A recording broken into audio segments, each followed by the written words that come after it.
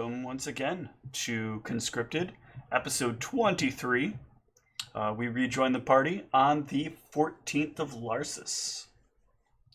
And Pierre is, at this point, preparing to get everything set up to return you to Kminster.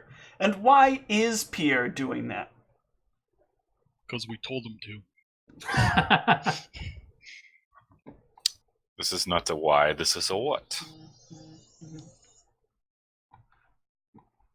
Okay, because we've basically been sort of in a weird spot where we have a pressing kind of time commitment with something going on in the mountains, and we'd like to sort of resolve that as soon as we can by getting the help of a wizard in Kazaram. But it seems like we've kind of reached a dead end there at the moment, because the only way that we can resume trade between Mukmak and Beowulf is... Beowulf, but close enough. Beowulf. I'm Beowulf. just going to call it Beowulf so I can remember it. Waterworld. Beowulf! But no, well, we have to basically contact the sentient animals. So one of our ideas was, like, just go around this area and see if we bump into any of them. We haven't yet. So assuming we don't bump into any of them through the rest of the way, I was also thinking we might be able to potentially find out information on them.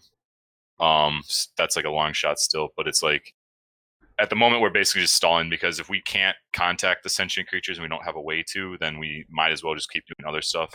So other stuff that was kind of on our agenda was, we were concerned about this wizard in this book. This wizard in this book might also have information on whoever is hunting Tom's character, who is kind of getting more and more aggressive with his taunts on Zeke at this point. And then additionally, my character has actually been sort of arcing towards a craftsman career, or just like in general a hobby, for quite some time. And we're sort of finally at a spot resource wise where I can actually potentially start that up. So that's one reason I want to go. While there, we've actually just kind of had like a pretty major encounter where we finally actually found a lot of advanced, but not advanced, but like pretty upgrade, like a very useful upgrade of loot for a lot of the martial classes, especially. We found some shitty art that I defaced, sorry Ryan, and then and that's kind of it. Yeah, Ryan, you missed it. They got a tapestry, and it was a tapestry of Ryotion. Oh man! So Mal went all tapestry? postal on it. Yeah. We also agreed we were going to escort this guy back to the camp too. So I don't know if that's like on our way to do something, or That is at the moment what Pierre is helping get like set up, so everything's connected to. So it gets kind of a wagon train going here with your cart connected, and then the cart that you guys have kind of fixed back up and connected together, so everything can kind of move on. On your sheet, Ryan, you should note that you should, if your attacks didn't update automatically, but you should have +1 weapons now. For +1 weapons, or are you talking about like masterwork? +1. Like legit +1. Mm. We kind of finally cashed in on that. That I did not know. I do not have that on here. I have the masterwork stuff though. Okay, Unless yeah, so it's... Oh no. so it'd be the same as masterwork. You're just adding 1 damage. Then it's the only change in masterwork that you'll see. Well, and also it wasn't a crossbow like he has, right? It was a composite longbow with your strength bonus. I forget. No, did Ryan get a crossbow instead of a bow? Or did Ryan get a bow? There's a bow specifically being given to him, but you got him a crossbow. Oh, okay. Yeah. So you do still have a crossbow if you want. Yes. But Okay. is there any reason to use a crossbow over a bow? If you have a proficiency? I actually don't know. I It's just like grabbed. It was a ranged weapon, and it gave me piercing damage, so just in case I needed it. okay, I got you. Well, we all have bows for our composite, for our strength scores then at the moment, so should be the same actually probably more damage then, right? Because crossbows don't add any of your strength.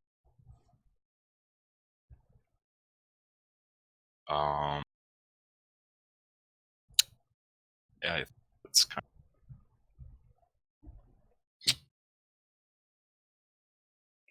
Pierre leveled. Yeah, Pierre. Hell yeah. All right. Sorry, I had to reply to stupid text. Also, if you have the crossbow, you got the 50 plus 1 arrows. The crossbow, that didn't come with 50 plus 1 bolts, did it? No, the crossbow did not have, or no, there would have been 50 plus 1 bolts, but that wasn't asked for. So he's got 50 plus 1 arrows, but not 50 plus 1 bolts.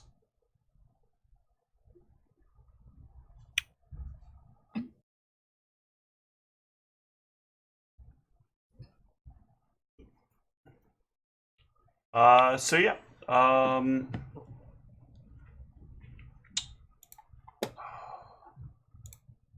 My brother has absolutely zero respect for what other people might have going on. One sec.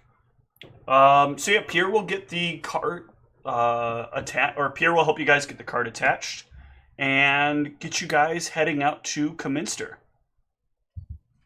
Let's get some travel music going. Is there anything that you guys want to discuss, either prior to or while you're leaving? So sorry, remind me, where are we leaving from again? You are in the fields to the southwest of Cominster, right about here. Okay. You guys had kind of detoured there. He had met you guys around here, and you guys had followed him back to where he'd run from, and then now you're heading on your way back to Cominster.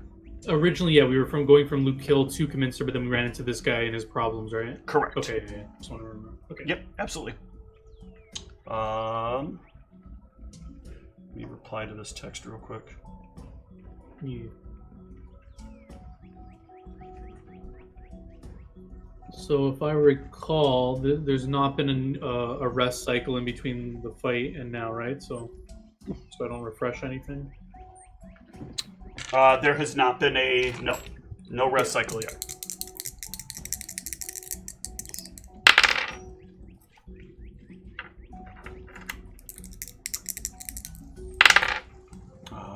Okay.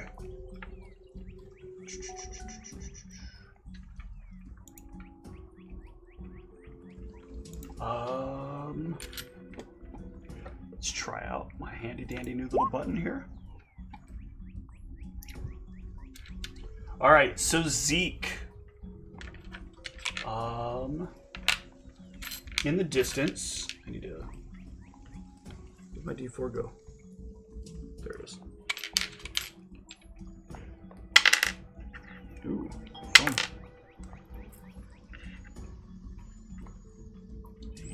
And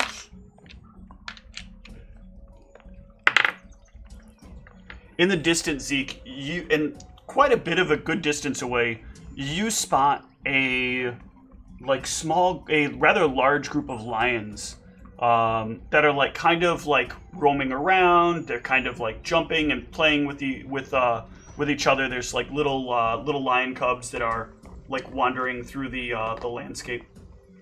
A lot of lions out there right now, guys. They don't seem to have noticed you. They haven't Can you spotted tell? us yet. Can you tell if any of them look like the sentient ones we may speak to, or are they all just None of them are sentient. Are the sentient lions? avoid? I think. Okay. Let's see. Pierre will give this a shot. I should have Pierre roll the die in front of you. No need to keep that a secret. All right. So he's going to try to navigate the cart to make sure you guys do not end up in the way of lions. Oh yeah, and that will be easy enough. He kind of winds the cart around a bit and gets you guys heading back toward, heading around them. That'll detour you a little bit of time because you need to kind of get a good amount of distance between you and the lions.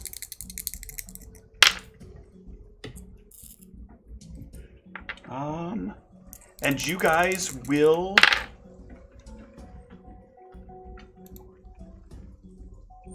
make it to the evening of the 14th. You probably have about a day and a half, or I'm sorry, you probably have about a half day's travel ahead of you to make it back to Kminster. Probably a little less than that.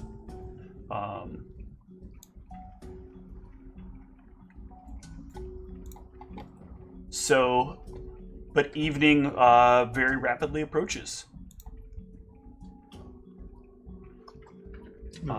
Does somebody want to scout out a camp?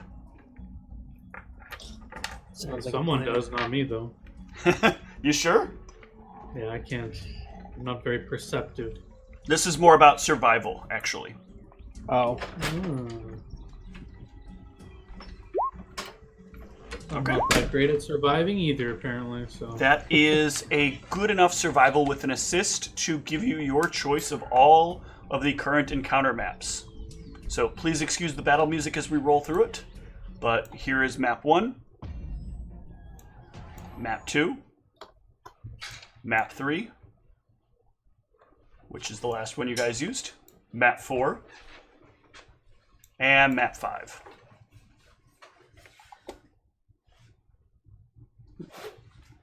Ooh, that one with the free XP. 3 because it has my alarms already there. But 5 looks more advantageous, maybe. Now let's clear up some of these lines.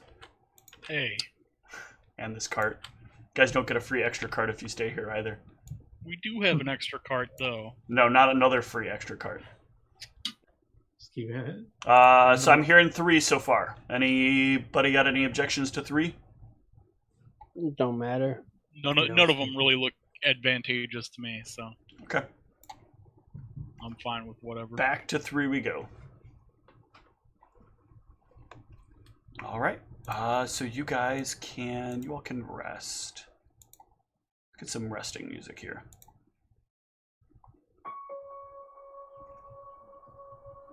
All right.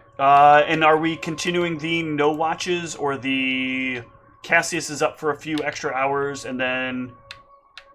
I've been staying up too. Okay. Yeah, I'm gonna stay up for a couple hours even if we're not. Okay. See how the night goes. So in the first couple hours, it is.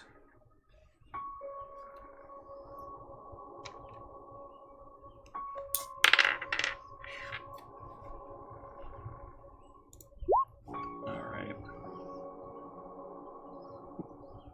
So Mal, you will catch a bit of a rumbling in the ground, some distance out near one of the alarms. As you're kind of resting there, and you and Cassius are probably chatting about something small.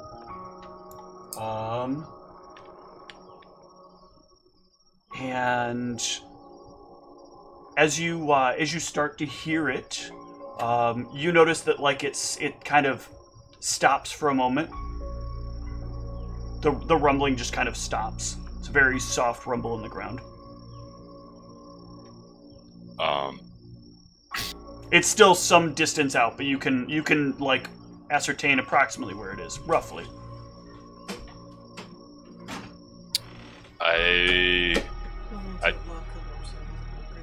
Okay. Probably to everyone's dismay, I think I would probably wake people up for this, just to make sure that it's not about to grab. It's one of those things that popped out before. Okay. As you start walking to go like wake people up, you kind of hear the sound start to move away. Okay. I stopped walking and I keep listening. Okay. After about an hour, it seems that nothing returns.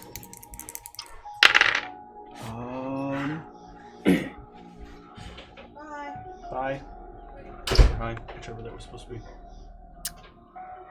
And then you hear it again a little while later. God. Gonna have Arius shoot a lightning bolt from the ground and just scare off all these burrowing shit. I just sort of fixate my eyes on where it's coming from. Got Ioun out, like ready to like scream if I see this thing pop out. Are you staying still, or are you moving around a bit? Are you like moving towards it? Yeah, I imagine ever since we've had this, the first nightmare encounter, I do my watches up in the wagon so I can get a better vantage point of what's going on. Okay. Also just gives me height advantage if something tries to jump me. Okay.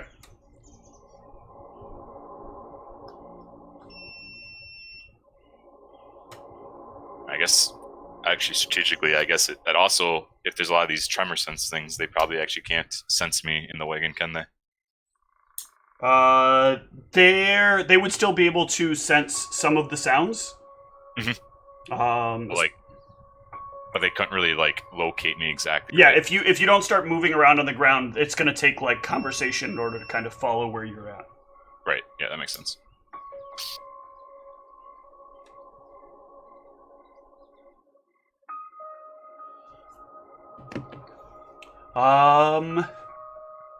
After a little while, if you're just kind of staying there silent, it'll move a little bit more forward and then kind of turn and go back. I don't know if there's any check I can get to learn more about what this thing might be. You can give me a knowledge nature. Go ahead and roll that. I'll be right back in just a sec. 16.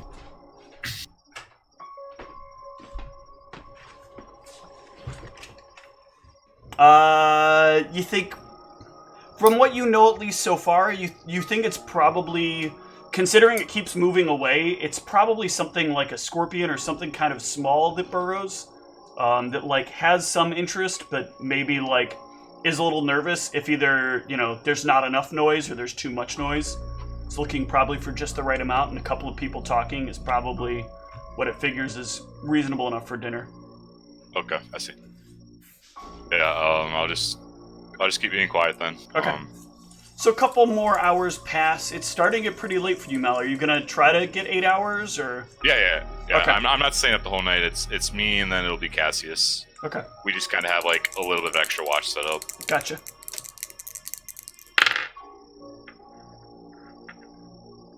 So at this point, I would just let Cassius know when we're switching shifts that he should be careful for burrowing stuff. Yep. Sounds good.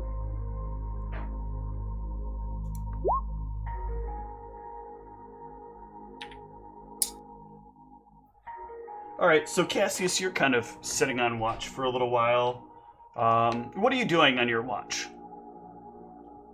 I guess I'll just I guess I'll keep reading this book unless I've kind of gone through it. Just something to keep me awake. And this is your book on Draconic, right? Yeah.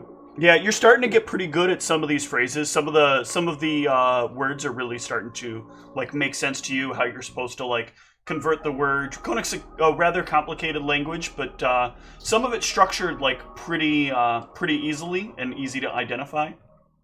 As I'm going to sleep, Brian, I hear you uttering words. I'm just it's wak clock clock or whatever Draconic sounds like. Just but you're close. And where would Cassius be to read this? Is he kind of sitting on the cart? Is he over by where the fire was going? I guess I would, based on what it looks like we have here, I guess I would be in the cart because it's outside of the the alarm range. Around here. So you guys are all in the tent. This is your in the tent. Pierre is, oops, not the horse. So you're kind of hanging out here on the tent.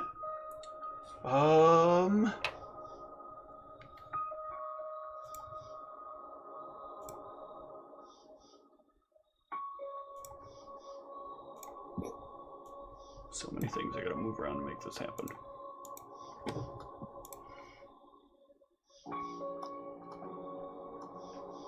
When, as you're reading, you can... Ooh, that's a miss, and a terrible miss. You can, hear the sounds of something and something, cracks into the back of the cart. And as you look down, there's the stinger of a giant scorpion in the ground below you as it emerges from beneath you.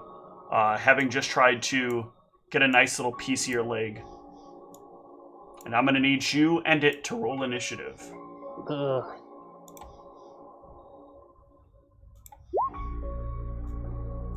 Did I click the right? What happened?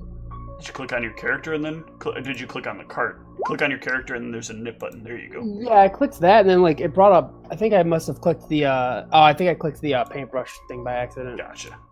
All right, Cassius, will you get to go first? Just a single giant scorpion here. Happy to is that see all? you. Yeah. All right.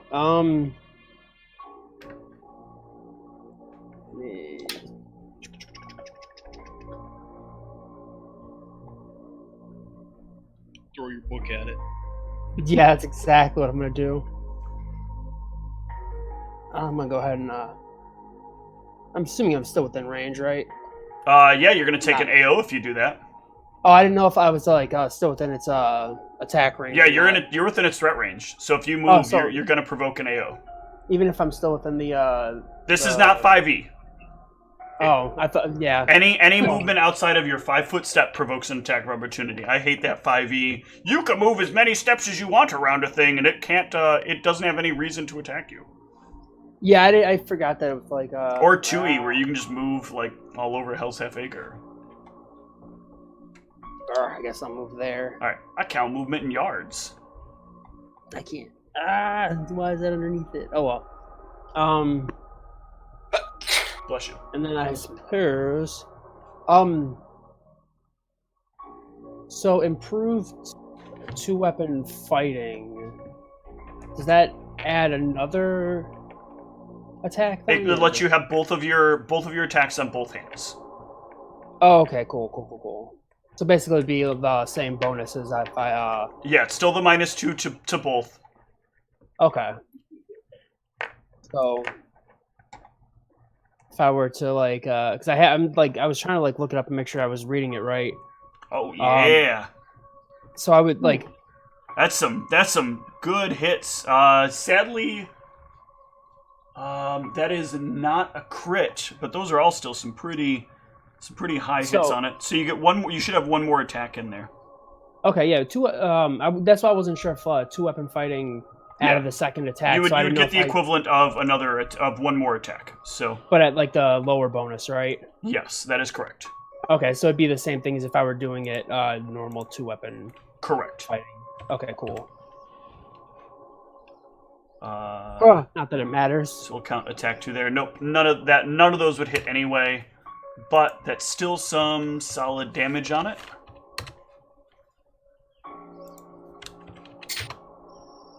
So that's going to take us to the Scorpion, who's going to make some full attack action at you. Claw, sting. Ugh. Oh god, I rolled really well. At least it didn't hit with a sting. We need to check. Did either of those claws hit? The 23s, yeah. Okay, so does this beat your CMD?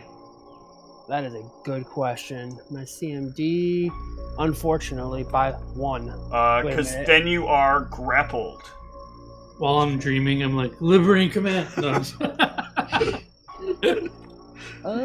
If you can start casting spells in your dreams, I'm gonna make you accidentally start casting spells in your dreams. Lightning bolt.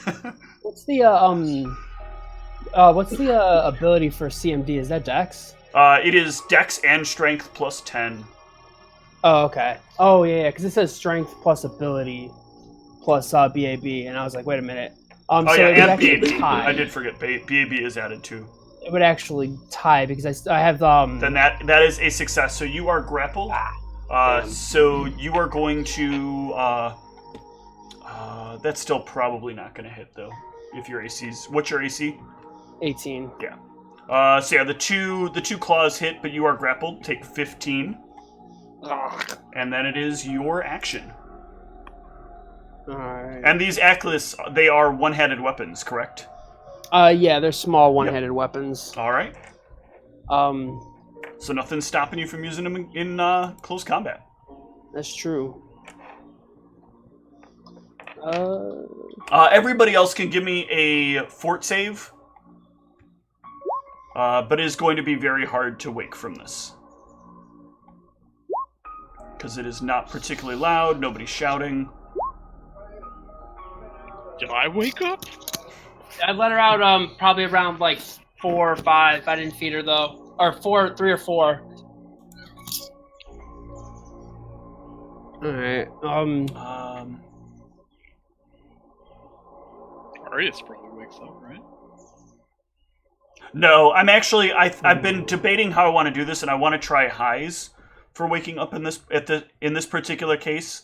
So I'm gonna say that Zeke and Mal, Zeke, you'll probably wake up. Mal, I think you're a little short of where it would be to wake up in this particular case. All right. I'm grappled, so I wouldn't be able to move 5 foot step, right? Nope, no movement. You are grappled. All You right. can either try to break the grapple, or you can try to attack from within the grapple. Nah, I'll just make a bunch of noise and scream something, and then try to mollywomp it. Okay. Let them know there's something about a scorpion. Okay. Then at the end of the round, that will give everybody a fort save with a +4. God, that's some Yeah. I woke piss up. poor Should I roll rolling. initiative or? Yeah, you should roll initiative. Okay. Then that'll actually put you right before Cassius in the initiative order. So go ahead and take your action as well. Right. You do not sleep standing up. What is? So what do you want to do, Zeke? So what? I stand up and move, right? Yes. Okay. And then have my free action of Yeah, your the character's friendly Scorpion clan has attacked us. Your character's in a terribly difficult to maneuver position. There we go. Why is it? All right. That's going to take us to Cassius, or to the Scorpion. The friendly neighborhood Scorpion clan is going to give his love hugs to not Candor, Oh, to Cassius. Oh, Jesus Christ. I swear, mouse over those attack rolls. It does not have a very high attack bonus. Holy cow. Dice are hot. Yeah. That is 24 points of damage. fantastic. As everybody can give me fortitude saves to try to wake up once again. Well, mine had the bonus at +4 in there. Okay. Oh. Mal, cow. you definitely wake up. And... No, I don't. No, you do. We're doing succeeding at fort is how you wake up now. Oh, interesting. Yes, I'm reversing it as kind of a test. This is more like, your body is sort of ready for the right kind of noises to wake it up. More like a kind of fighter's instinct. Are these the same scorpion? When I wake up, are these the same scorpions that like poison? Yes. Yes, they are. Oh, fuck. Yeah, I need a fort save from you as well, Ryan. Oh, yeah. Come on. Ew. Oh, good. I rolled a 2. Super happy about that. Let's see if that's how much fort damage you take, or strength damage that you take. Nope, you only take 1. 1 strength damage? 1 strength damage. All right, Mal, go ahead and give me your initiative roll here. Oh, sorry. It's okay. All right, Mal, you lead it off.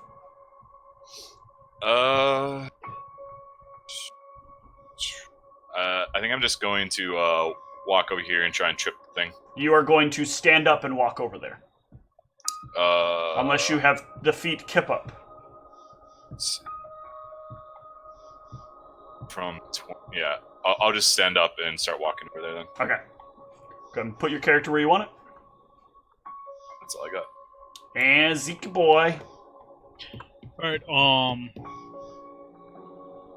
yeah, I mean, I'll do my rage and power attack and combat expertise, all that good stuff. Excellent.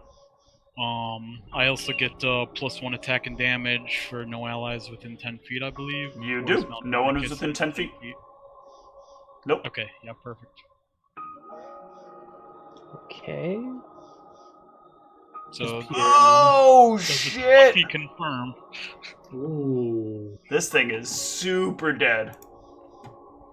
Yeah, so you just kind of wake up and you're like, man, fuck this shit waking me up in my sleep. And you like get it right underneath and you like kind of hoist it up for a moment on your bardish and then you like slam it down onto the ground and you're like, I'm going back to fucking sleep. Is a Bardish ×4 crit damage, or how did you get that much damage? Holy Should be shit. times 3, It's isn't it? power attack and rage. It's just normal ×2 damage? I don't know. Let me I think look. it's times 3 actually. Yeah, it's gotta be more than ×2 for sure. I think you have your stuff put in the wrong spots. No, 'cause critical multiplier 2. Really? you don't multiply, or that's the ×2. Yeah, it might be right. No, did you roll this from the macro I created for you, Tom? I clicked my +1 Bardish attack. What macro? Okay, are you talking I have a macro when you have your mini clicked at the top that is your attack roll. Hot damn. But yeah, that did roll correctly. Nice damage. 9, 1. I mean, I'm power attacking, raging. I mean, I should be doing a lot of damage. Yeah. I have a 9 +16 times naturally, 2. so Oh,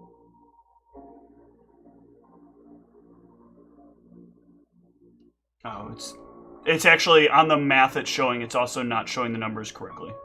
So just FYI, as I'm looking at I'm trying to look at what the number is. It's 9 + 4 + 9 + 1 + 6 times 2.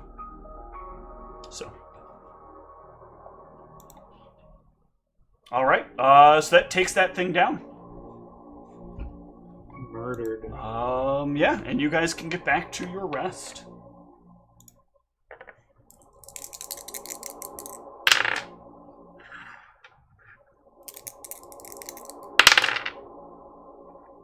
And the rest of the night will go uneventfully. Ooh-wee.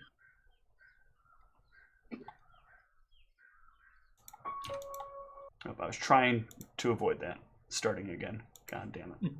All right. Whoops, that is the wrong... God damn it, stop clicking on the tavern music when you mean to click travel music. All right, so you guys can set back off. Only a small leg of the journey left before you arrive in town. What is abilities? I just regain 1 back. You'll regain 1 ability score point, and your level plus your con modifier in hit points. And you guys will make it to town with no additional problems. Welcome back to Kminster.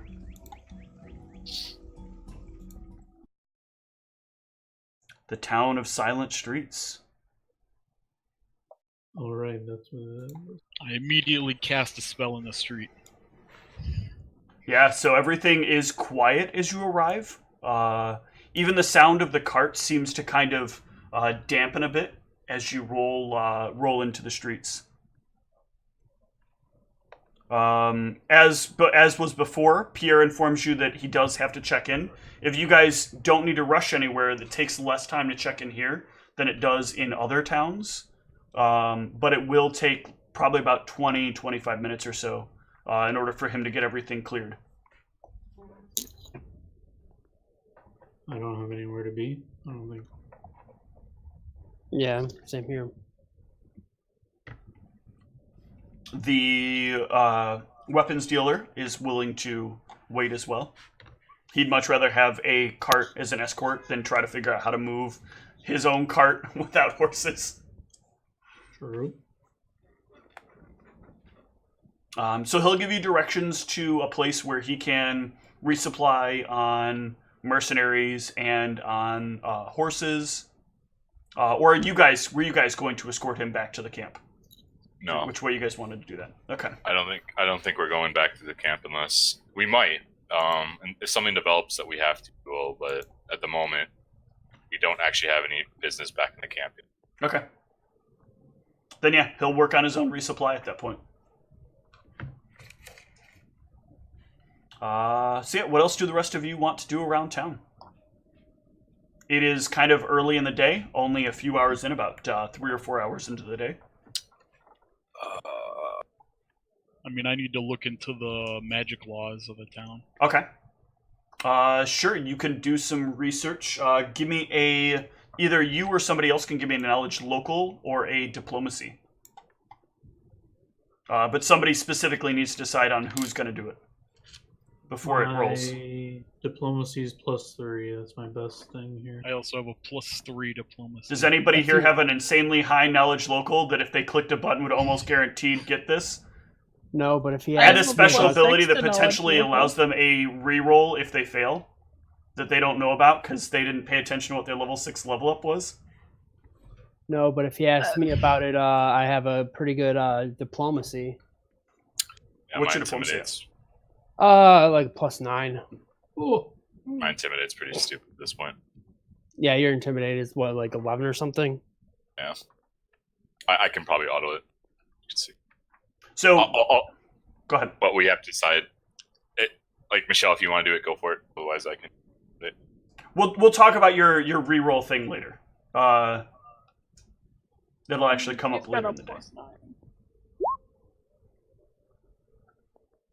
Oh, looks like the intimidate got rolled before that. Oh, is she rolling it? I thought she just said we'll talk about it later. No, I was saying her other ability, but that's fine. Oh, okay. Um, I'm sorry. Go ahead, Michelle. Okay. Oh, I guess I'm rolling it. I misheard. I thought you said, or Steve said that we'll talk about it later, and I thought that meant you weren't rolling it. Okay. There you go. whoa. So I don't know why you said it was +9, Michelle. It's a +13. Your total knowledge local is a +13. It's the number on the far left, not the number, not the. No. I was just counting the 6 and the 1. I'm dumb. Nope. There's a lot more math than that. All right, so yeah, you know specifically the place from when you were wandering around here collecting the souls from the town. Wait, So- what? You just skipped over something real quick there. So you Just a can little you can easily direct Zeke to a nearby library where you can do some research on the local laws. What does everybody else want to do? Is I'd this be a good looking- place to offload our extra gear we had? Yeah, there's lots of places for that in the big market area. Yeah, I might be trying to do that. Then I might be, while I go looking for forged stuff, I could also try and pawn off whatever extra stuff we got. Okay, so probably Mal and Arius will do this together either way. That'll give them a little bit more, you guys a little more ability to look around while you're doing it. Seem reasonable. How about Cassius over there? I don't have anything particularly planned at the moment. Okay. And how about Spinks with her knowledge of basically where everything is in town that is not illicit?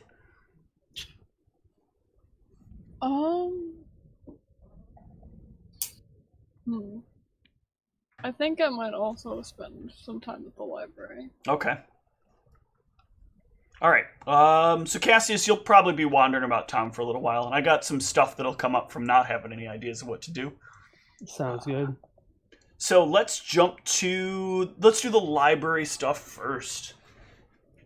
So Zeke, you're gonna be doing some research. Is there a specific law that you're trying to find?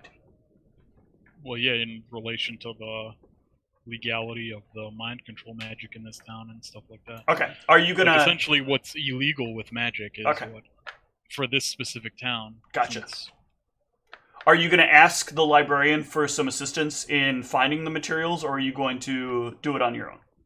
Yeah, sure. If the librarian's able to help me. Okay. Go ahead and give me I'll let you have either a knowledge local or a knowledge history untrained at a +4 bonus. Right. Very nice. Very nice. So, a few things that you know for certain. One, any and all mind-affecting magic within this town is completely illegal.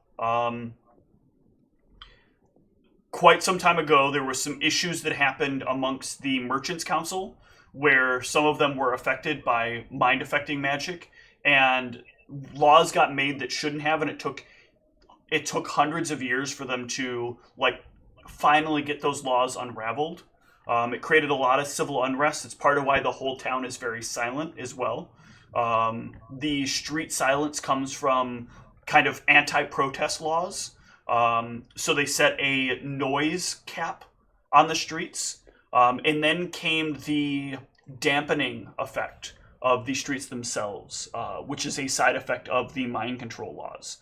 The dampening effect has a negative effect on any spell casting that would happen in the streets, as well as there is a magic woven into the roads that checks for when spellcasting energy is being drawn through them, and when that happens, it alerts a nearby guard to those happenings. Guards carry little devices that like are on their gauntlets that will kind of ding and point in a direction when something happens. That's why that guard was very quick to come to attention when you guys started casting that spell. These laws are interwoven into each other, which is why I'm bringing them both up. They would not exist if one or the other did not occur. You know that the laws specifically are against vigilantism. However, if the perpetrator of like the negative, basically if somebody does something that threatens in some way violence upon you, it is legal to defend yourself. You don't have to like sit there and take it. So if you happen to have weapons on you and you have a plausible case for, so as long as I yell, "I'm standing my ground," I can. Yeah, it's kind of like it's kind of a more reasonably processed stand your ground law. You cannot murder somebody over the pack of Skittles he has in his pocket. Help! A minority is attacking me. I'm standing my ground. Help! A minority is eating Skittles and looks strange. I'm standing my ground. I saw a glint of something. I'm standing my ground. This is giving me an interesting idea. Not the stand your ground bullshit. The minority part? Jesus. I'm thinking it's the minority part. I'm a little nervous now that Mal is going to turn even more racist. It's bad enough that Arius is mega racist and has insulted 2 races already. I am not mega racist. I made a slip up, okay? Yeah, at least Mal keeps his racism to himself.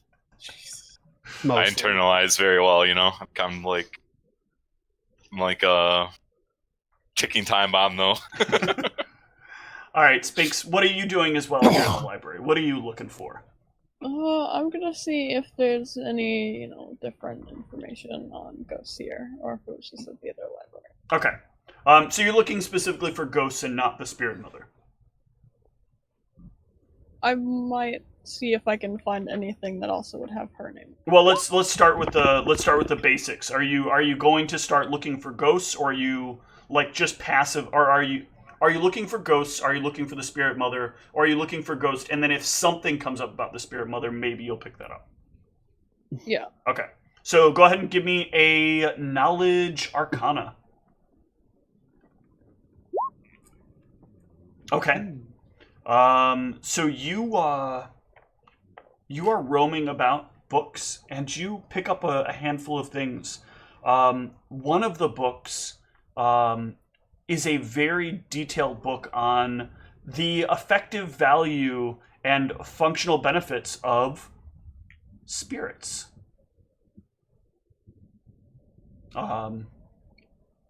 The book gives a very detailed account of the things that you can do with like ghosts or other souls if they have not achieved a maximized state of unrest. So it classifies these things into a couple of different categories. There are spirits, as it calls them, and those, it kind of describes what you're experiencing, like little beads of energy that kind of exist tied to a bit of like the ether and a bit of the ethereal. So they're kind of like bound between the two types of matter to each other. And they are roaming until they find like the eventual end destination for all spirits. It then talks about like ghosts, and that ghosts are like, if a spirit's feelings are more intense, a spirit may end up not leaving enough of their body to kind of just manifest as the remnants of their soul. You didn't freeze up, did you? She froze up. Discord. Oh yeah, Discord is at red bar. All right, let's give it a minute. Hopefully Discord will recover.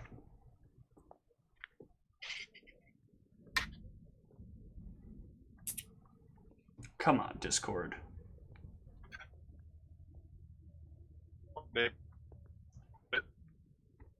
Discord's red leveling for me, so looks like it's coming back now. Okay. Oh, So Michelle, where did you last hear?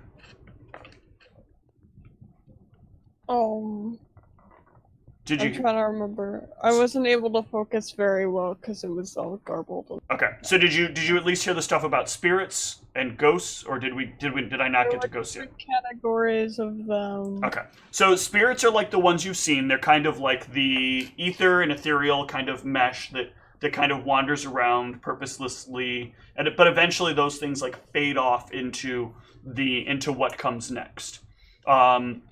Ghosts are when a spirit is like too tied to its corporeal form, its physical body, so they tend to manifest with like the visual appearance of their previous form, and they tend to be very unsettled and very like unstable.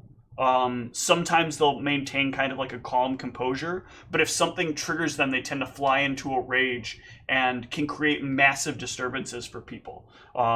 Even to a point at which they'll kind of embed themselves into locations and create these weird kind of haunted effects that can trap the minds of people within them while they're located there. Going beyond that, it talks about specters. And specters are what happens when like the dark energies of the spirit become all that remains. Oftentimes when somebody has a lot of like darkness and hatred in them as they pass on, but they feel that they have not quite accomplished what they needed to in the world, they will root themselves in the blackness that is the blend of ether and ethereum that exists around them, and they will take out their vengeance upon all things that they can. But most frightening of all, there are, of course, the banshees, and the banshees are like the rot, ruined souls of people that have lost their life in some terrible and dramatic way, losing everything they cared for unfairly and unjustly, and have been bound to this world in the chaos that was brought to them. And they seek their what remains of their soul seeks only retribution for what has been done to them, and they inflict it upon all others with disregard for causality or causation. And the book makes this special designation because it is going to talk about what you can do with spirits largely, and to some lesser extent ghosts. This book does not. The writer does not explain that this, or the writer explains this book does not have anything to do with things that you can do with either one living souls. It recommends a different book for that, nor does it have things that you can do with specters or banshees. Does it, like, you said it recommends a different book. Does it say the name of the book, or just that there's a different book? It states the name of the book. I'll write down the name of the book. Okay. The name of the... Hold on, I need to actually write these down, because these are books that I know I'll forget the name of, and I've been wanting to name them for a while, and names are hitting me right now. And I'll have to go back and get this one. But the name of the book about living souls is There Is Value in All Life. And that is a book about like what things that you can do with the souls of the living.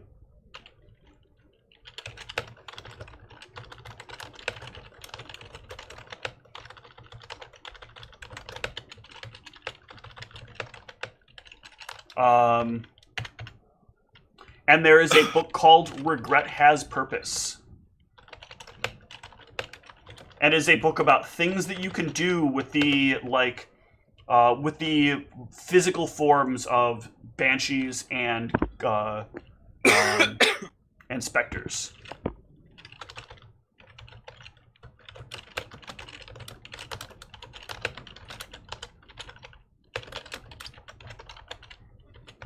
So this book, as you read through it, sorry, this is taking a little while, but this book explains that there are a number of different ways that you can use souls. Souls can be used in positive ways, or they can be used in negative ways. But souls ultimately, spirits can ultimately like reach an endpoint faster if you communicate with them. But they can infer values upon them by learning to communicate with them, by using spells that allow you the ability to speak with them. The knowledge that they retained in life might be able to be passed on to the person that is able to commune with them. So you might be able to ask them questions, and they might be able to have answers for you that you might not otherwise have access to. But as you ask them these questions, the questions you ask may help them find like either the purpose that they were looking for that they might have been missing in life, or it might help them find like solace in like where they are and how their life has been, how their life was, and they may move on. Effectively implying that when you request things of them, they may pass away. It also speaks of spirits being able to be used for their raw energy. That spirits can be used to make it much less expensive to produce magical items. But there may be some unwanted side effects, or potentially wanted side effects. If you want a better means of communicating with the person, and the person longs to, if the person's longing was to not leave this world, putting them in a magical item might be the very thing that gives them what they want, the ability to stay grounded in this realm, while at the same time allowing them to have purpose. So it speaks of how like you can use these spirits for just raw magical energy if you want to, or you can kind of sift through the spirits and find ones that would gain value in this, and that might negate the negative effect you might have from just forcing these raw souls to be used for the purpose of producing items.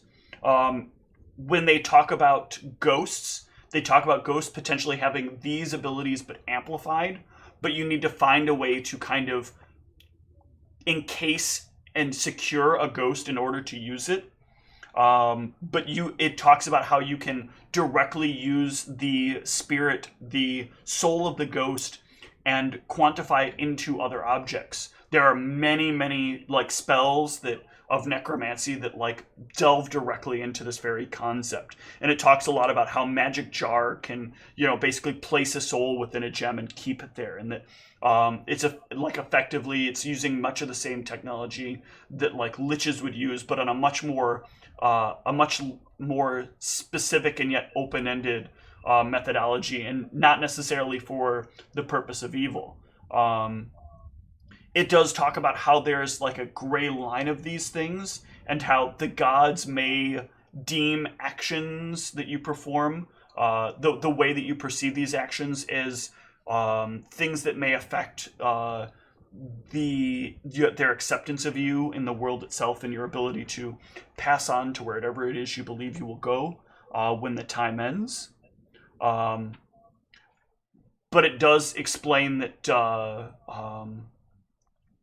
that there are ways to help these spirits find peace, so long as you're not, so long as the spirits that you are encountering are not those that are bound for the realms of the gods. You should be relatively safe in whatever choice you make, not having the gods exact their direct vengeance upon you for using these spirits for whatever purposes you see fit. Cook them with some salt and pepper. So there are some new abilities that I can unlock for you now. but you do have the ability to, with that check and the finding of this book, you have the ability to use souls to offset the cost of your magical items. And this will also explain the ability you have on from your character on this level up. If you look at your character sheet, you have an ability in your feats called Shared Subconscious. And what Shared Subconscious allows you to do is basically ask amongst your spirits, do any of you have the answer to this question? So effectively, it gives you an extra roll on any of those checks.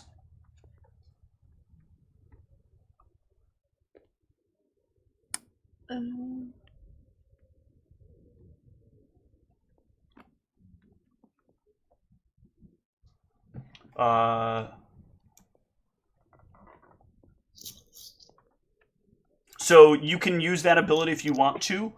When you do so, there is a very high chance you will lose the soul. It is a 90% chance that the soul will drift off to whatever plane they go to after they die.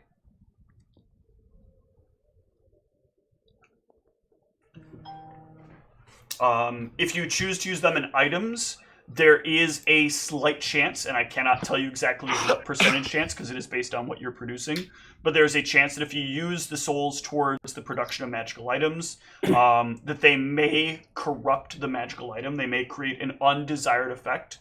That's already a natural chance that happens, a very slim chance that happens when you are making a magical item. But it is increased when you are using souls to power, when you're using these spirits to power them. However, if through communing with your spirits, you find spirits that are willing to do this or that want to remain on the material plane, then you can, if you use those spirits, the effect will be essentially, that negative will essentially be negated. All right. So let's jump to Arius and Mal.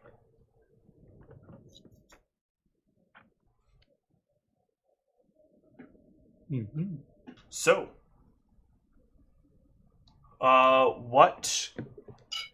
So you guys are looking to unload the weapons. You guys both, I think, have good diplomacy and intimidate. So let me see your good cop, bad cop rolls.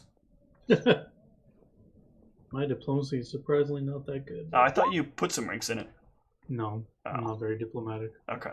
Well, you got a charisma bonus, so Yeah. that's a good assist either way for Mal. So Mal is kind of like, throwing his weight around looking for the best deal that he can. And he's like saying, like, these are military grade +1 weapons. Like, these are not going to be your standard, like, issue +1 weapon that nobody's going to, that eventually are going to, like, lose magical energy and become less valuable over time. These are going to stay stable all the time when you want them. And they have, like, good craft. They're very well crafted. They're very well assembled. Is assembled and crafted the same word. I don't know why my mouth did that. But you will be able to sell these for 65% of their market value. Whereas normally you would barely be able to fetch 50%. How many items are you looking to sell, and what are you looking to sell?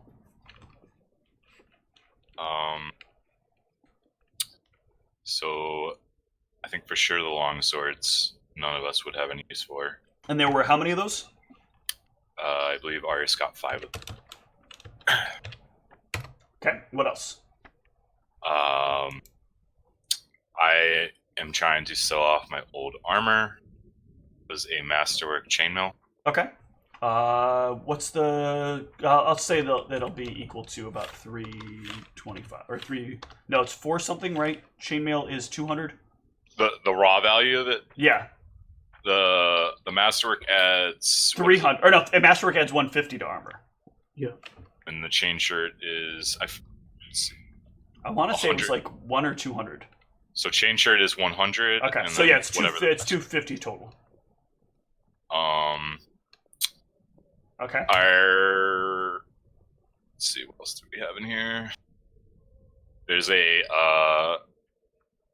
courtier's outfit. or 30 GP? They. Let me see. They won't buy that, unfortunately, right now. And I forget, with +1, the weapon, so +1 longswords are worth 2,000 plus the cost of the longsword. Yes.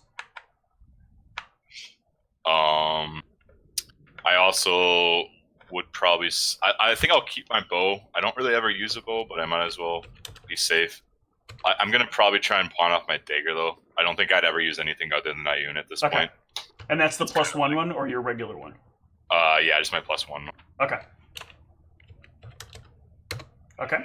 Anything else?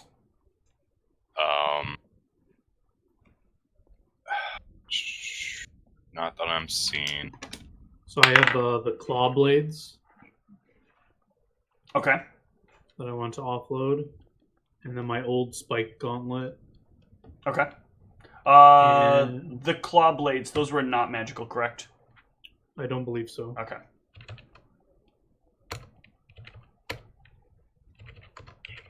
And I would like to sell my bow, unless Mal Okay. tells me not to. But I'll give him my set of arrows, +1 arrows or whatever. Okay. Oh yeah. Anything. All of those are personal stuff. So like, pretty much never. I already am very passive. I feel like I'm not ever doing anything like that. So whatever. Well, you I'll give you the arrows to redistribute to whoever wants them, because All right. I feel like those are more valuable than selling them. One of the vendors, Arius, offers you a very substantial sum of money. They offer you 40,000 GP for your necklace.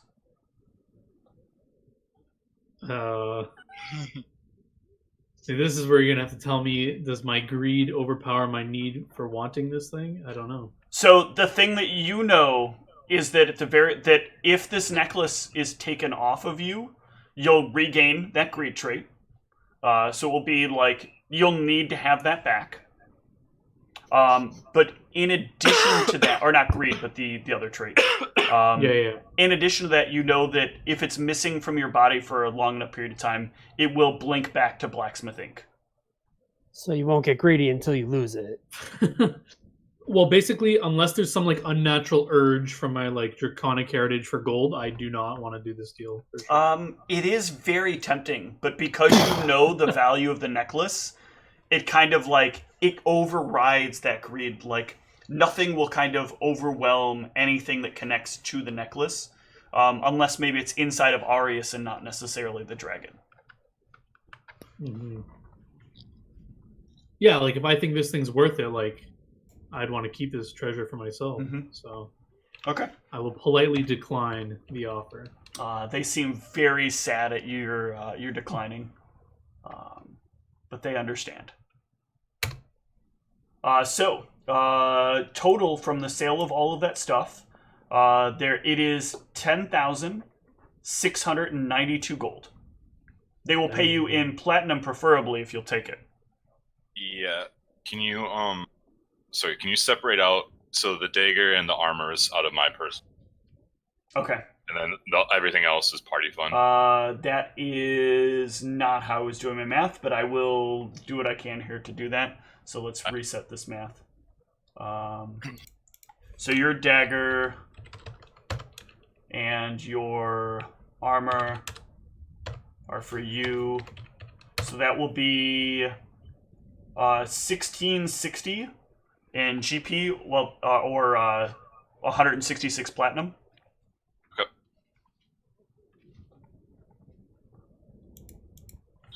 And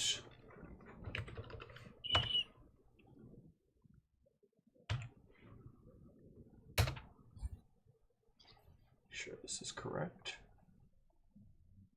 I'm missing something here. But yeah. Oh wait, no, I also need to separate out Arius' sales as well, don't I? That's fine. Put it all together. No, it's fine. Okay.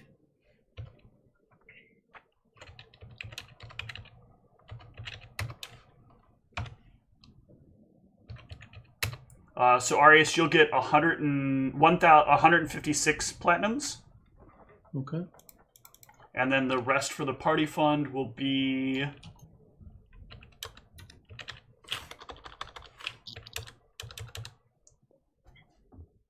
Well, this is the argument, right? So what is going on with the long swords? That's party fund. Party fund. That's- Yeah. Okay. All right. Unless I feel like it's my dragon horde. It'll sting you a little I'll bit fight because for you're it. the one who pushed for the bulk of this. Like this is your handiwork that was done directly to benefit, and you feel like you should get a bigger cut of that. Like, granted, it is a reward because everybody killed the lion, but you also killed the lion's share of. Well, you did the lion's share of damage to a large pack of lions, and if you didn't push, they would have just ended up getting what they all got. All right, I think I'd try to talk Mal up here then. I'd say, Mal, we would have had a lot less longswords if I didn't push for those extra ones. I think I should get a larger cut. And not to be taken lightly, but I have gained some new spells with some very expensive components, and I'm going to need some more funds for these. So I think it's only fair I should get a little bit larger cut from this. Do you feel you're endangering your life any more than anyone else in this party is by adventuring? Do you feel your life is above everyone else's? No. Do you feel, since Sphinx Aura keeps us alive, that she does not contribute to this party when you're killing lions? I didn't say that. Do you feel when we don't get lost in the wilderness because Cassius is an exceptional Yes, navigator? I'm just asking for a little bit larger cut on the This things is that the I logic train I go specifically, on. the specific items that I contributed. No one else pushed to get more items. I pushed to get the extra longswords, so I think I should get the cut off those. Just like you're claiming you're cut off your own daggers and your own items. Those longswords are technically could have been just mine if I kept them.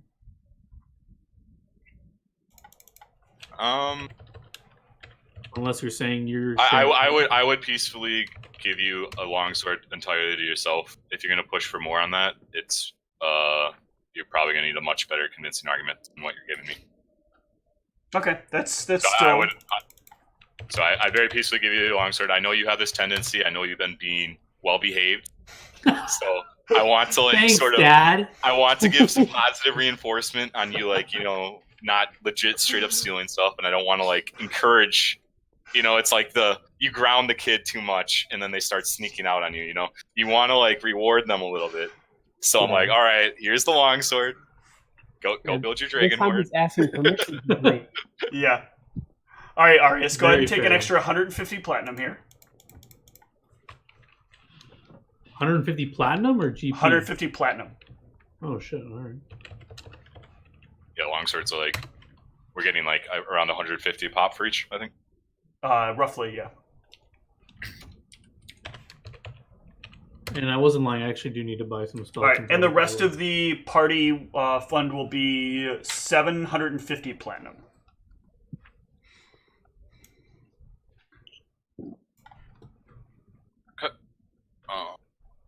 Do the math. I'm divvying. Wait, what? What? I missed what you said. The rest of the party fund is getting 750 platinum. I missed the fun part, and I was confused. And it's at some point.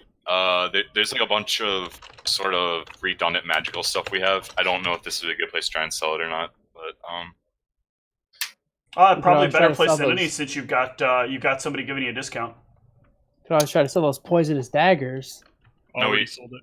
Oh we got yeah. rid of it finally. Yeah. So Yeah, last session. Yeah. Ah, damn. I have a wand of shocking grasp valued at 750 and a wand of arcane mark. Oil of magic weapon. All those are completely redundant at this point. They'll give you a bulk price of around 60 platinums. For all three of those? Yeah. Sure, that's fine. Okay. That's everything I'm selling, and then you go to someone else for bid since we've been doing it time. And then for shopping, I'd actually be trying to look into this forge setup that we've been talking about. No, that's fine. You can actually. This is a good place to be looking for it. There are a number of dwarves here that are very interested in selling these these large cart attachable forges.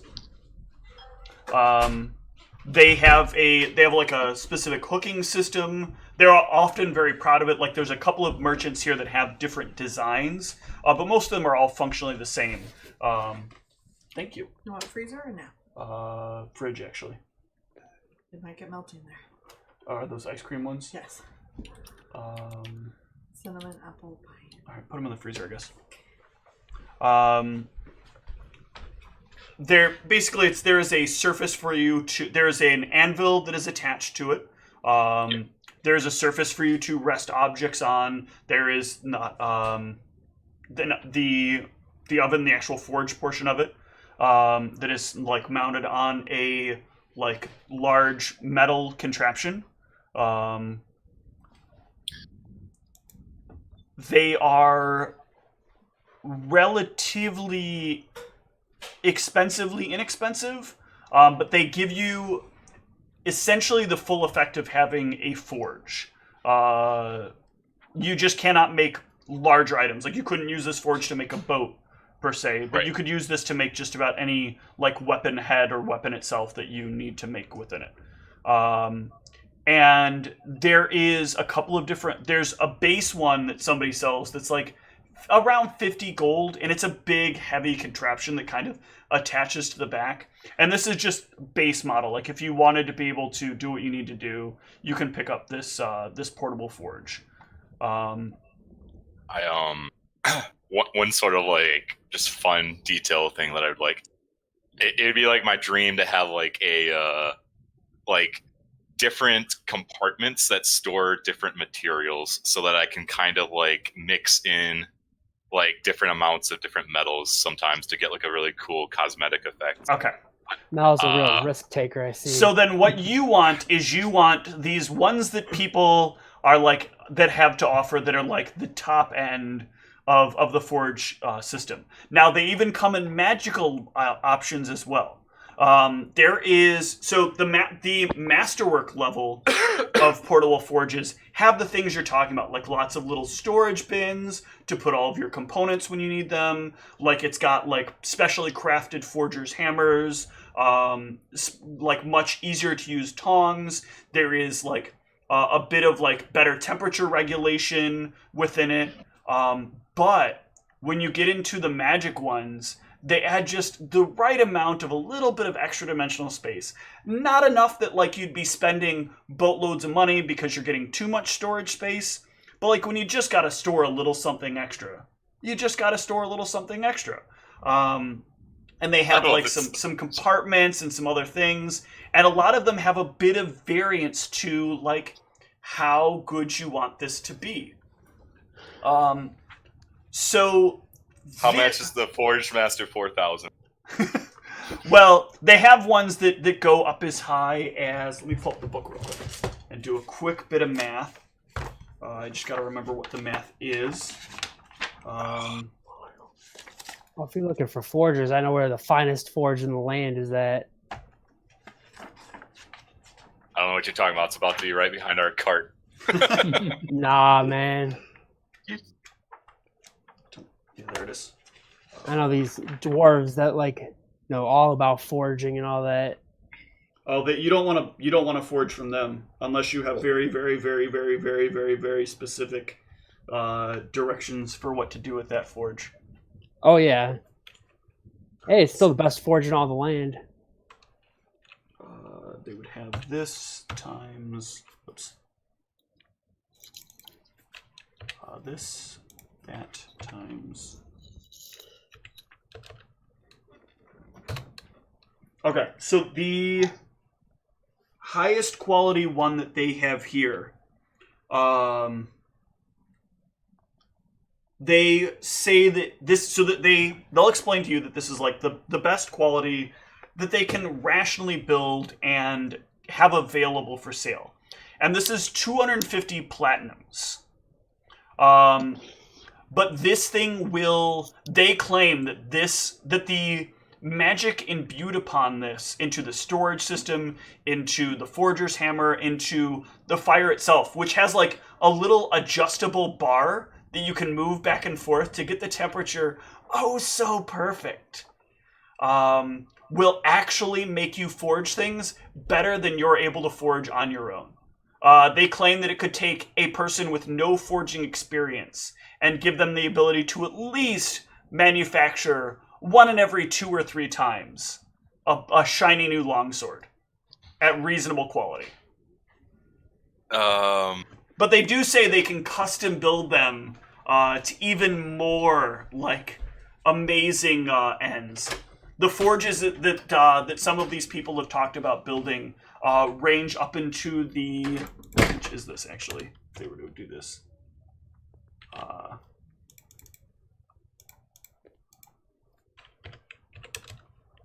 So like in the 1,000 platinum piece range. So like what specifically I would be that would be cool. I'd still probably be interested in that, but the main thing that I for sure would want is I would like to have like a compartment, like an extra dimensional compartment for essentially storing lots of materials. Okay, so if you want to store lots of extra materials, then they have to kind of chain a couple of things together, but that's not an issue. They're more than happy to help you with that. Give me 1 sec, and let me get some quick pricing. Because I'm like, at least from a crafting perspective, I'm pretty good at it. Like, it would be nice to have extra help, but like most critically, I want to make sure that, like right now, I have all these iron golem limbs, and like it's going to take me a while to craft stuff out of those. So like, This is where at level ups it would be a great idea if people talk to each other more effectively.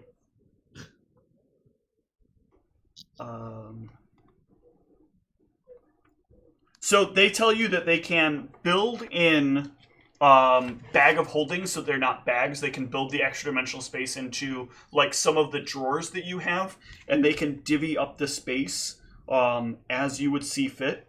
They are similar effects. Let me see here. I don't know if it cheapens it in any way, if it's like it literally only works for metals. Like I'm just looking for something that will actually reduce the cost, so that'll make it effectively the same price as a regular bag of holding, in addition to the price of the forge. So if you wanted to store about, it depends on how much weight you're planning to store. So how much weight in metals would you want to store?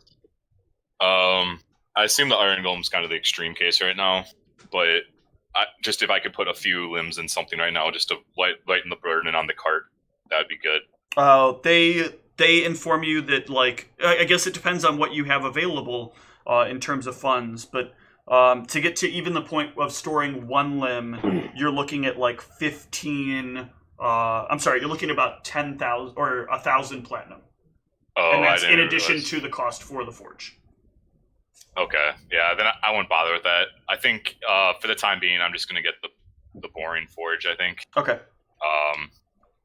And I'll just work on reinforcing the regular cart to try and give it more sturdiness right now. You're gonna get the boring forge, not even the masterwork forge. Well, so what exactly does the masterwork? Because the main thing that I was looking for was just extra storage space, so that we don't have to deal with all these limbs and shit. And the ability to have a forge that's portable. Right, but like between the base forge, if I already have really good craft, a masterwork forge is going to give you the additional +2. Plus, if at any point you wanted to apply magical bonuses to it, you would have a masterwork forge, which would be eligible for having those bonuses or other spells enchanted upon it, like the ability to have the additional storage, or one of the options they do talk about, but sadly they don't have on hand, which is the ability to shrink the metals and then regrow them when you take them out of the containers. They say that's a less popular model amongst people that are looking for it. They're more easily able to sell these extra dimensional space ones, but that's only because the people that are taking the stuff they usually have like a cart full of other stuff, and they don't necessarily want to have to worry about like the total composite weight overall. So there's a lot more demand right now for the extra dimensional space because of the significant reduction in weight and size. I'll think on it. You can go to someone else for a bit. Okay. Actually, let's take a short break, and then we'll jump into what Cassie's is doing.